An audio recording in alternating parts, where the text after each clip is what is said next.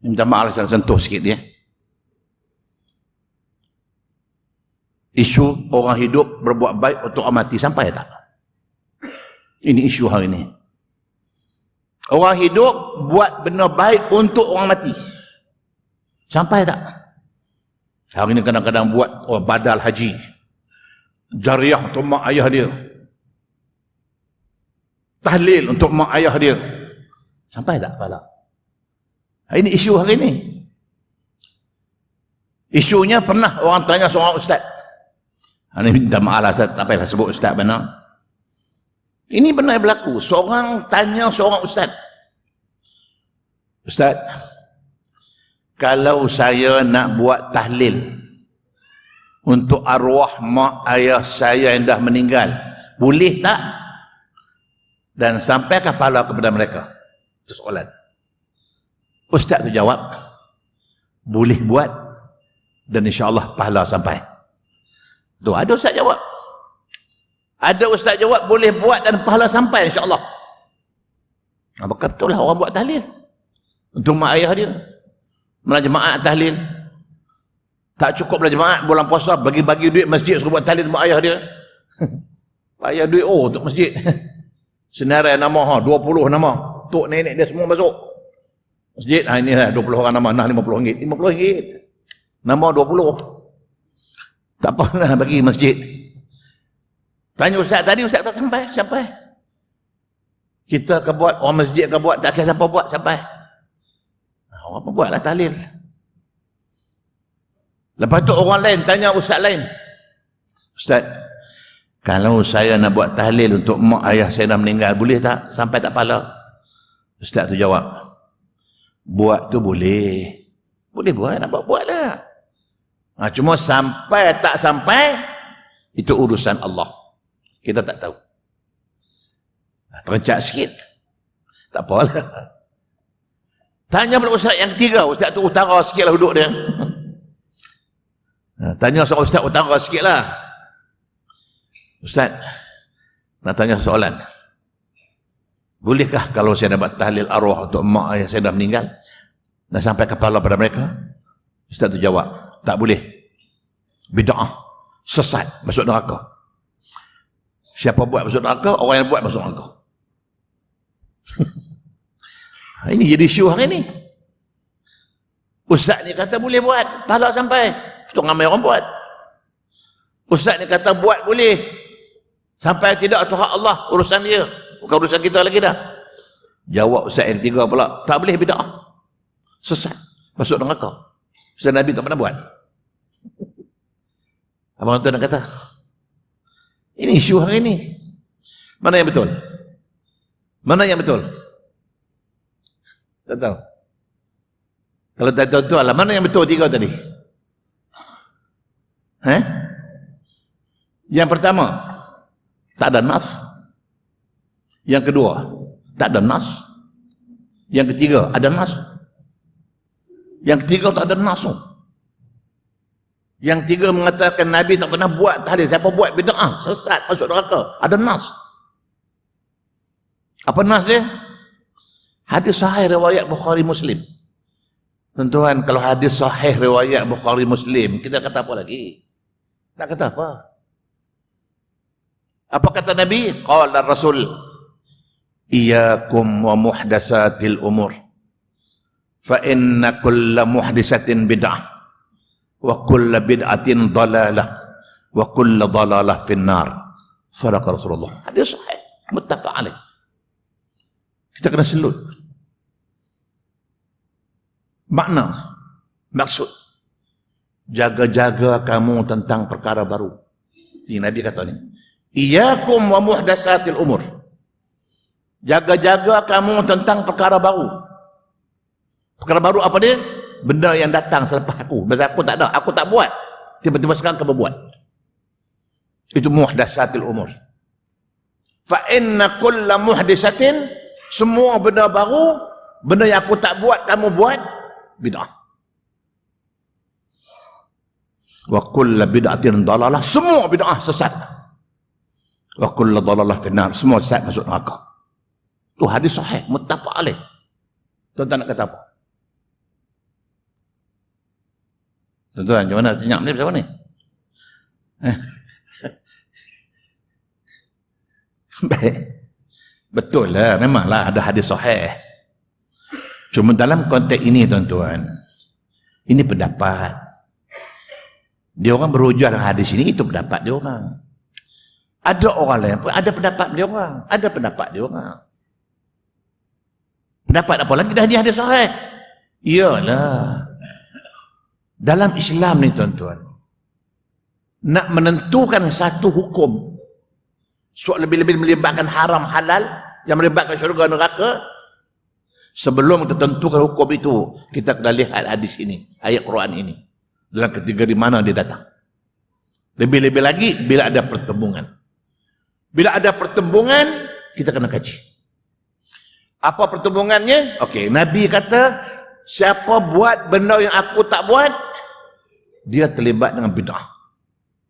Semua bid'ah sesat, semua sesat masuk neraka. Boleh faham? Okey. Saya tanya tuan-tuan. Zaman Nabi tarawih berapa rakaat? Zaman Nabi tarawih berapa rakaat? 8. Yang pandai-pandai buat 20 siapa dia? Yang pandai-pandai buat 20 siapa dia? Umar. Sayyidina Umar Al-Khattab khalifah yang kedua. Umar pandai-pandai tambah je 20. Zaman Nabi tak pernah berjamaah tarawih. Umar pandai-pandai buat berjamaah. Umar buat benda Nabi tak buat. Mana Umar terlibat dengan bid'ah. Umar masuk neraka. Betul. Siapa pada kata Umar masuk neraka? Kalau tuan-tuan kata Umar masuk neraka sebab terlibat dengan bid'ah, Nabi pernah kata Umar salah seorang 10 sahabat yang pasti akan masuk syurga. Ada pertembungan tak? Bertembung tak? Bertembung. Nabi kata siapa buat benda yang aku tak buat, dia terlibat dengan bid'ah. Bid'ah masuk neraka. Habis Umar buat. Macam mana? Siapa berani kata Umar masuk neraka? Zaman Nabi Quran tak susun. Ini kita nampak Quran kita hari ini Quran ni. Ini bukan buat zaman Nabi, Nabi tak susun Quran. Zaman Nabi Quran ditulis di pelepah-pelepah tamar. Ditulis di ketul-ketul batu. Ditulis di kulit-kulit binatang, disimpan, dikompor, disimpan, dilungguk. Itu Quran zaman Nabi. Sampai zaman Nabi wafat, berlungguk Quran. Datang Abu Bakar tak boleh usik. Tersimpan di rumah Hafsah, anak Umar. Sampai zaman Umar minta Hafsah, wahai anakku, minta Quran ni, aku dah simpan dia elok. Takut hilang, takut apa. Umar ambil daripada Hafsah, Umar komporkan, letak selungguk elok-elok. Datang Osman perintahkan Abul Aswad Ad-Du'ali. Itu dia punya pakar tulisan. Nama dia Abul Aswad Ad-Du'ali. Tuan-tuan kena ingat nama ini. Inilah nama besar yang Osman perintah di Abul Aswad.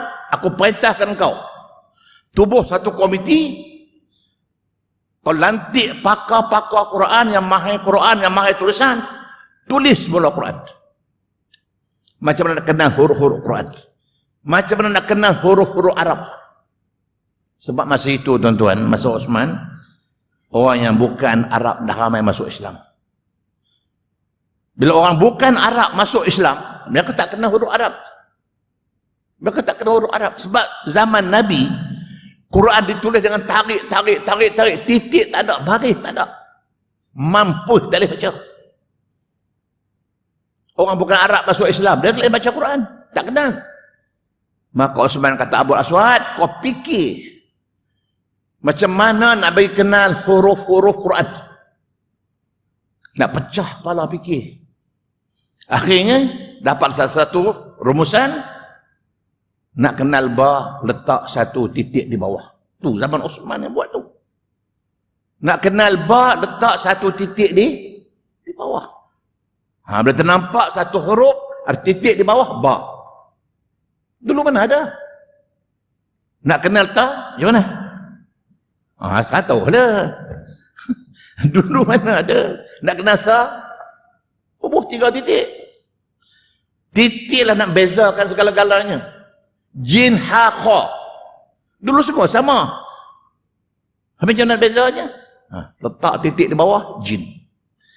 Letak titik di atas, itu pun tak kenal lagi. Yang mana ha, mana kha. Yang tak ada titik, ha. Dah tahulah. Okey, Abul Aswad tulis. Menggunakan kaedah ini. Guna formula ini. Tulis. Oh tu Osman yang suruh buat tu. Bukan dia Osman tulis. Osman suruh Abul Aswad buat. Siap Quran ditulis. Diedar kepada gubernur-gubernur dia. Okeylah. Orang Arab tak ada masalah. Yang bukan Arab lagi tak tahu belah baris pula dah. Yang baris atas baca bawah, bawah baca atas. Dah, Osman kata Abul Aswad lagi sekali tulis Quran. Macam nak kenal baris atas baris bawah, mati depan tanwih macam mana? Nak pecah kepala Abul Aswad buat. Akhirnya siap tu yang kita baca hari ni yang dinamakan mushaf. Mushaf apa? Mushaf Osmani. Bukan Osman yang buat. Dia suruh buat. Dengan siap titik, siap baris, maka orang bukan Arab termasuk Melayu boleh baca Quran. Osman buat benda yang Nabi tak buat. Siapa yang buat benda Nabi tak buat, itu bid'ah. Semua bid'ah sesat. Semua sesat masuk neraka. Boleh dia kata Osman masuk neraka? Habis ini hadis tadi. Hadis tadi. Hadis tu umum. Siapa yang buat benda Nabi tak buat, dia terlibat bid'ah. Siapa terlibat bid'ah, dia sesat. Dan siapa sesat akan masuk neraka. Osman masuk neraka. Boleh? Sudah ada pertembungan. Bila ada pertembungan, maka kita kena kaji hadis ini. Dia datang dalam kategori apa? Mutlak ke? Muqayyad ke? Ta'mim ke? Takhsis ke? Nasyah ke? Mansuh ke? Muqaddam ke? Muakhir? Allah tuan-tuan. Banyak istilah-istilah kita kena guna pakai. Bukan senang menentu hukum tuan-tuan. Bukan senang. Jangan kita baca hadis, oh ni hukum. Tak boleh. Kita kena kaji benda tu. Tu kadang silap kita ni, silap kita ni. Ambil satu hadis, bagi makna, oh tu dia, buat hukum. Tak boleh. Contoh. Minta maaf ya, sebab saya minta maaf dulu. Saya bukan nak condemn siapa, tidak. Contoh. Dalam satu hadis sahih Nabi kata qala Rasul man jarra saubahu lam yaqbalullahu salatahu. Ada sahih yang bermaksud barang siapa melabuhkan pakaian, barang siapa pakai baju labuh, kain labuh, jubah labuh, seluar labuh, Allah tak terima sembahyang dia. Itu hadis. Man siapa jarra melabuhkan saubau pakaian dia, lam yaqbalullah, Allah tak terima solatah sembahyang dia. Ada orang ambil hadis ini, ni dia. Hadis mengatakan tak boleh pakai labuh-labuh. Macam mana istilah labuh? Siapa pakai jubah, siapa pakai kain, siapa pakai seluar tak nampak buku lali, labuh ke tu? Semua tangkit tengok, tak nampak buku lali tu, labuh, Allah tak terima sembahyang. Itu setengah orang dia pakai seluar sekat betih tu. Dia buat jubah sekat betih, seluar sekat betih. Hadis. Betul lah, tapi hadis apa? Hadis dia kategori mana? Hadis ini kategori dia ta'mim ke, takhsis ke, mutlak ke, muqayyad ke, sarih ke, majazi ke? Kita kena kaji. Tuan-tuan nak buat hukum bukan senang. Sebab tu Imam Syafi'i kita rahimahullah, Imam Syafi'i, dia ambil satu ayat atau ambil satu hukum, bila mana dia buat hukum, sebelum dia bercakap bagi hukum, dia pergi tawaf Kaabah lu 7 kali. Tu Imam Syafi'i. Bukan senang tuan-tuan nak keluar hukum. Ini kita senang sangat menghukum itu haram, ini haram. Tak boleh tuan-tuan, tak boleh. Baik, kalau begitu, hadis tadi mengatakan Osman terlibat benda bid'ah. Bila kita cakap soal bid'ah, dia kata, tu khalifah. Pasal apa pula? Nabi tak kata khalifah. Nabi kata siapa buat benda aku tak buat, sebab bid'ah. Itu khalifah. Kata dia khalifah tak apa. Kata dia. Khalifah tak apa pula. Okey, baik kita hari ni nak tanya tuan-tuan. Nabi dulu masa dia sembahyang jadi imam, dia pakai mic tak? Lepas sembahyang Nabi bagi tazkirah, pakai mic tak? Habis ni kita pakai mic ni macam mana? Ni ceramah pakai mic ni. Ada Nabi pakai mic? Bid'ah lah ni. Sesat, masuk neraka. Yang cakap sesat, yang dengar sesat. Semua masuk neraka. Sebab tu kita kena kaji. Bila ulama kaji, buat kajian, ulama kata hadis tadi datang dalam bentuk takmim, untuk umum. Digunakan perkataan kul. Semua yang baru bid'ah. Semua bid'ah sesat. Semua sesat masuk neraka. Baik. Saya tanya tuan-tuan. Dalam satu hadis Nabi dia pernah sebut.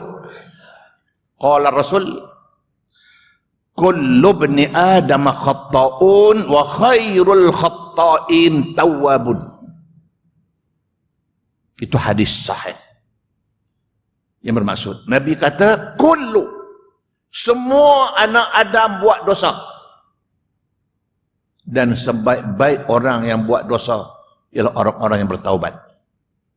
Buat dosa, taubat. Jangan ulang lagi, jangan buat lagi dah. Baik.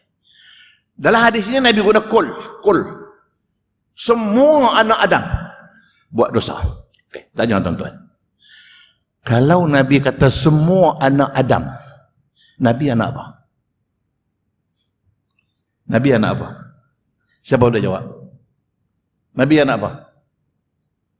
Tak ada jawab. Soalan mudah tak ada jawab. Nabi anak apa?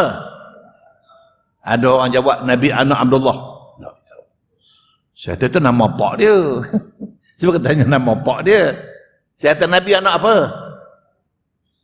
Kalau kita anak Adam, Nabi pun anak Adam. Tak baca ke di akhir surah Al-Kahfi? Di akhir surah Al-Kahfi. A'udzubillahi minasyaitonirrajim.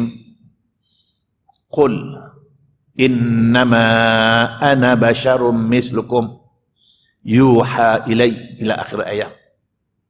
Katakanlah wahai Muhammad, sesungguhnya aku ini manusia sama seperti kamu. Kalau kamu ada mak, ada ayah, aku pun ada mak, ada ayah. Kalau kamu manusia, aku pun manusia. Kalau kamu anak Adam, aku pun anak Adam. Maka Nabi kata, semua anak Adam buat dosa.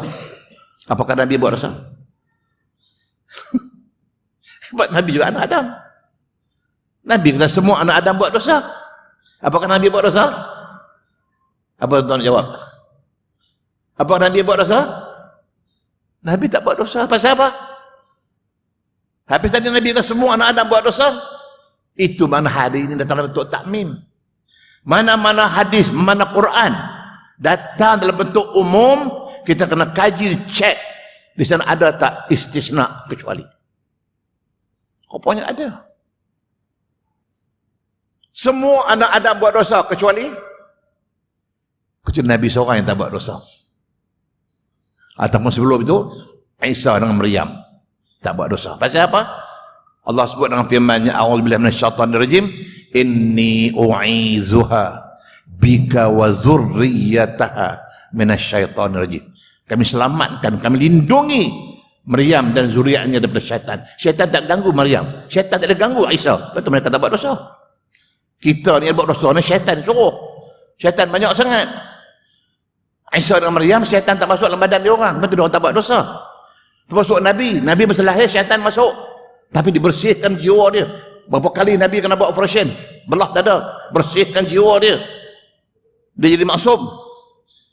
Lain pada Nabi semuanya buat. Termasuk saya. Dan saya lagi banyak dosa bertuan-tuan. Semua anak-anak berdosa. Kecuali, mana ada kecuali. Tonton rujuk pula ayat 6 surah Al-Ma'idah. Ayat 6 surah Al-Ma'idah. A'udzubillahi minasyaitonirrajim. Hurrimat 'alaikumul maitatu wad-damu wa lahmul khinzir, ila akhir ayat dan seterusnya. Sadaqallahul azim. Yang bermaksud, diharamkan ke atas kamu semua jenis bangkai,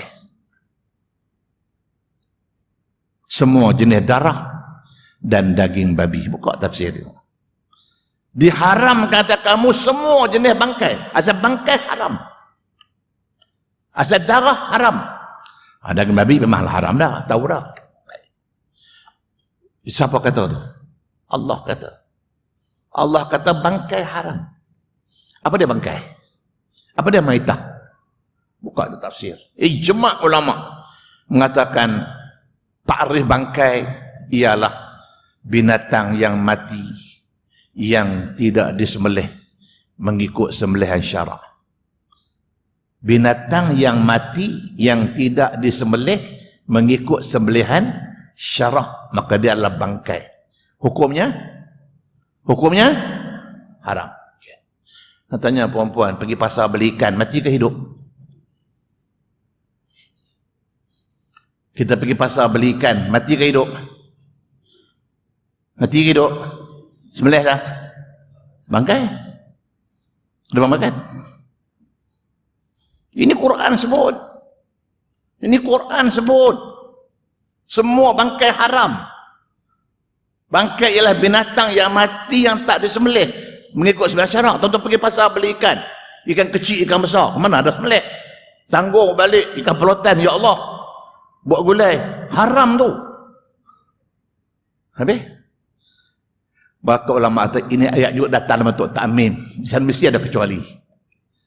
Betul lah. Quran kata haram, Nabi kecuali kan? Apa Nabi kata? Qala Rasul, uhillat lana maitatani wa daman. Fa ammal maitatani al-jarradu wan nun wa ammad damani al-kabidu wat tahal. Walaupun Allah mengharamkan semua jenis bangkai, tapi kata Nabi, kita dihalalkan dua jenis bangkai. Kecuali. Ada kecuali. Kita dihalalkan dua jenis bangkai. Yang pertama belalang. Belalang kalau dia mati pun boleh panggang, boleh makan. Tapi orang Melayu tak makan belalang. Untuk tu Arab makan belalang. Kalau dia nampak belalang mati, panggang balik boleh makan. Saya dulu masih kecil-kecil suka je makan belalang. Tangkap belalang sebesar tu, patah kepala, cucuk dari dia layu atas api. Makan, sedap. Dia banyak protein tu, belalang. Kalau dia mati pun boleh makan. Wan nun, dia kedua dia tak kata ikan. Dia kata hidupan laut. Wan nun madu hidupan dalam laut. Apa sih hidup dalam laut? Kalau dia mati, belum sampai peringkat damul masfuh, dah busuk, dah hanyir, dah kembung, tak payah. Tapi selagi belum sampai peringkat damul masfuh, sampai peringkat dah busuk, dah hanyir, boleh makan. Tuan-tuan pergi pasar cium ikan busuk tak? Busuk ikan ke busuk kentut? Takkanlah ikan busuknya tu kok, tak ada belum lagi. Ya? Okey, makan. Kita pergi laut. Tengah-tengah berdayung sampan, jumpa duyung seekor baru timbul, baru mati. Tanggung balik buat ulai. Hidup dalam laut. Duyung ni ada ke? Ada ke duyung? Dongeng kot. Itu pun umum lagi. Umum lagi. Walaupun hidup dalam laut, kecuali, ada kecuali lagi tu. Apa dia? Yang buruk rupanya. Tak kira lah ikan ke apa dalam laut yang buruk rupa. Tak boleh. Dugong contohnya. Besar dugong. Kalau duyung tak ada, dugong ada. Dugong dia comel ke buruk?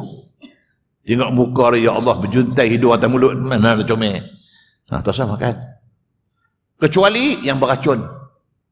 Jangan makan. Kecuali yang hidup di dua alam, jangan makan. Mana ada kecuali, kecuali. Maka samalah hadis awal tadi. Hadis yang mengatakan semua benar-benar itu bid'ah, semua bid'ah sesat, semua sama sunnah, tak ada kecuali. Habis ni pakai mikrofon macam mana? Osman macam mana? Umar macam mana? Itu mana ada kecuali. Nabi juga kecualinya. Dalam hadis lain Nabi sebut dengan sabdanya qala Rasul. Ada kecualinya. Apa kata Nabi? Man sanna fil islami sunnatan hasanatan fa'umila biha ba'dahu kutiba alaihi ajrahu wa ajra man amila bihi ila yaumil qiyamah wa la yanqusu minhu syai'. Sadaqa Rasulullah. Yang bermaksud, barang siapa yang mensunnahkan dalam Islam ini, hal agama ini, tak kira lah nak ceramah nak apa ke, barang siapa mereka cipta, barang siapa mengadakan sesuatu dalam Islam, sunnatan hasanatan, satu sunnah yang baik. Betul ulama kata bid'ah ada dua jenis, ada bid'ah hasanah, ada bid'ah sayyi'ah. Bid'ah ada dua. Dia buat benda baik. Lepas sembahyang kita wirid. Betul Nabi tak wirid. Tapi wirid ni apa yang tak baiknya? Kita baca Quran. Kita baca Allah mantas salam wa minkas salam, tak boleh kan? Tak baik ke? Betul kita baca pula wa ilahukum, tak baik ke? Apa salahnya? Padahal yang kita baca dalam sembahyang, lepas sembahyang tu, kalau tuan-tuan pergi Mekah, sebelum tuan-tuan pergi ke Jeddah, cuba pergi masuk dalam masjid di Jeddah, masjid dalam laut tu. Tuan-tuan selalu pergi masjid di Jeddah tu. Dah pernah masuk kan? Masuk masjid Jeddah, tuan-tuan tengok di dinding tu. Dia perkat. Ini hadis Nabi. Nabi lepas sembahyang baca ini, lepas sembahyang baca ini. Nabi suruh baca. Cuma Nabi tak buat. Orang pernah tanya Nabi, kenapa Nabi tak buat? Nabi kata, takut kalau aku buat lepas sembahyang aku wirid, orang ingat wirid tu wajib. Lepas tu aku tak buat. Tapi aku suruh buat. Itu maknanya ada benda yang Nabi tak buat, tapi Nabi suruh buat. Kita pergi di masjid Jeddah tu. Banyak hadis-hadis yang dipelekat dinding tu. Lepas sembahyang yang baca ini. Nabi kata baca ini. Nabi tu yang dia baca tu. Yang Nabi suruh baca tu. Tiba-tiba dia orang kata, tak, Nabi tak buat. Siapa buat bid'ah masuk neraka. Tu dia. Itu masalahnya. Ya. Baik, kalau begitu, maknanya man sanna fil Islam, barang siapa yang mensunnahkan, mereka cipta, mengada-ngadakan dalam Islam sesuatu yang baik, sunnah yang baik, fa'umila biha ba'dahu, orang pun buat, ikut. Sampai sekarang kita wirid lepas sembahyang, fa'umila ba'dahu, dia mati, yang bernyusun mati dah, kita yang baca dapat pahala, dia yang buat pun dapat pahala. Hari ini tuan-tuan boleh baca Quran, ada pahala tak? Osman pun dapat. Tuan-tuan boleh baca kerana siapa? Osman boleh pahala. Itu mana kita boleh buat. Walaupun Nabi tak buat. Itu isu hari ini bukan soal Nabi tak buat. Yang jadi masalahnya, dia orang kata apa Nabi tak buat, jangan buat. Buat apa? Nabi tak buat. Soalan kita balik, tak boleh buat ke? Nabi tak buat, buat apa? Sebab itu tuan-tuan kadang-kadang benar isu-isu khilafiyat. Yang bergaduh-gaduh tu pasal apa? Sebab saya malas nak bergaduh-gaduh ni. Saya kata ini pendapat dah, saya menyokong pendapat ini. Saya duduk belah ni. Ada pendapat kata apa salahnya? Ya? Macam kita talqin. Betul, talqin Nabi tak pernah baca. Talqin Nabi tak pernah buat. Tapi Nabi suruh buat. Nabi suruh buat. Dalam hadis riwayat At-Tabrani daripada Uthman bin Affan. Tu baca hadis At-Tabrani daripada Uthman bin Affan. Uthman kata, anhu qala kana Rasulullah sallallahu alaihi wasallam iza farigha min dufnil mayyit waqafa ala ra'sihi faqala istaghfiru li akhikum was'alu lahu at-tasbih fa innahu al-ana yus'al. Hadis sahih. Ini hadis sahih. Kata Uthman, Nabi setiap kali dia mengiringi jenazah ke kubur, selesai orang mengebumikan jenazah, Nabi akan berdiri seraya berkata. Nabi kata, dia kata apa? Istaghfiru li akhikum, tolonglah minta Allah ampunkan dosa saudara kamu ini. Tolong minta kepada Allah supaya Allah ampunkan dosa si mati ini. Was'alu lahu tasbih, minta Allah tetapkan pendiriannya. Kejap lagi dia akan ditanya oleh Munkar Nakir. Itu talqin maksud itu. Nabi suruh baca.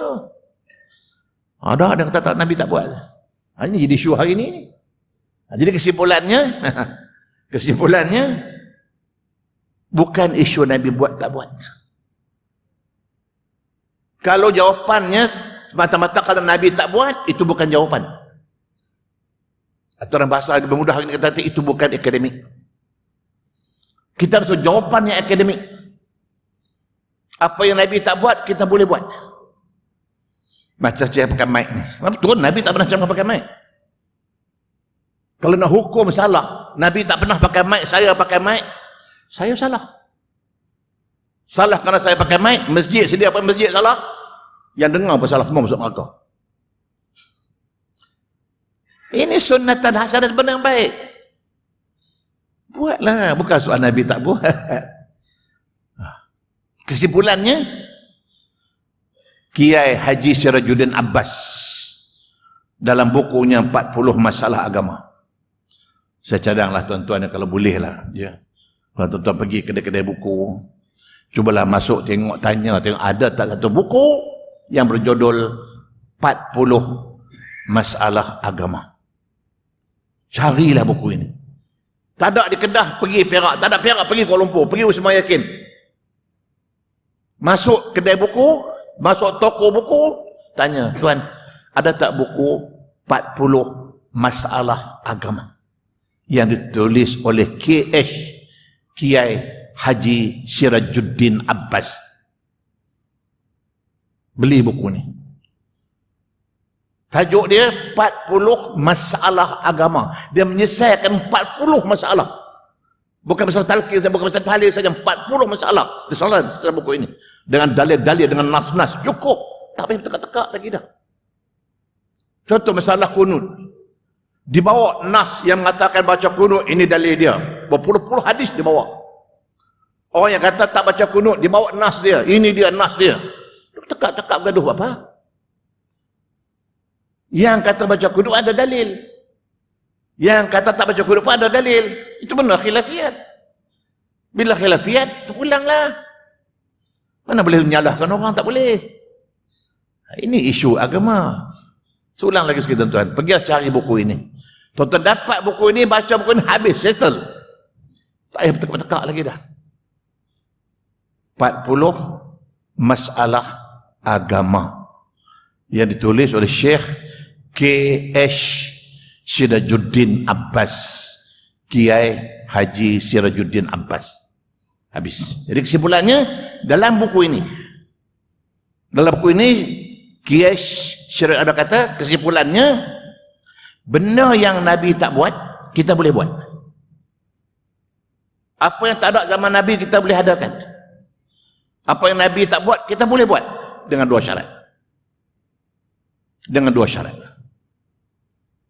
Syarat pertama, benda yang kita dapat itu benda baik, yang mendatangkan kebaikan. Ada manfaat, ada baik. Macam mic lah.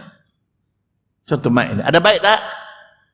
Kalaulah kata mic tak boleh pakai sebab Nabi tak buat, saya pun ceramah kata saya pakai mic. Apa dengan ceramah saya? Apa dengan ceramah saya? Yang belakang kata Ustaz ni mic Nabi tak pakai ni, tak pakai lah. Ni bid'ah ni. Okey lah, tolak tepi tak usah pakai mic. Boleh dengar? Ada baik tak? Okey, pakailah.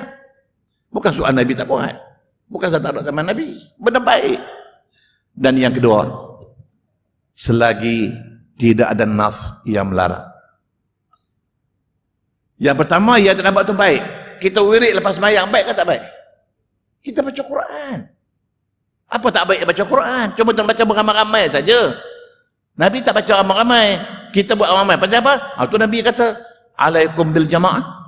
Tuhan Nabi kata, dalam agama ni lebih elok kalau kau baca ramai-ramai. Dalam hadiran Nabi kata, al-barakah fi jamaah. Keberkatan akan datang dalam kumpulan berjamaah. Habis. Tolak macam mana? Dah kata Nabi tak buat.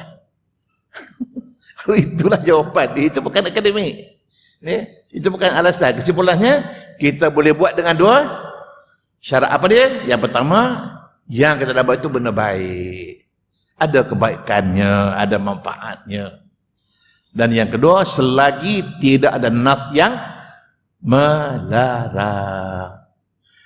Kalau tuan-tuan baca-baca kitab, jumpa nas. Nabi kata, bila ceramah jangan pakai mikrofon. Ini hadis. Tak usah pakai. Ada Nabi larang pakai mikrofon? Tak ada pun. Okey, itulah kesimpulan tuan-tuan.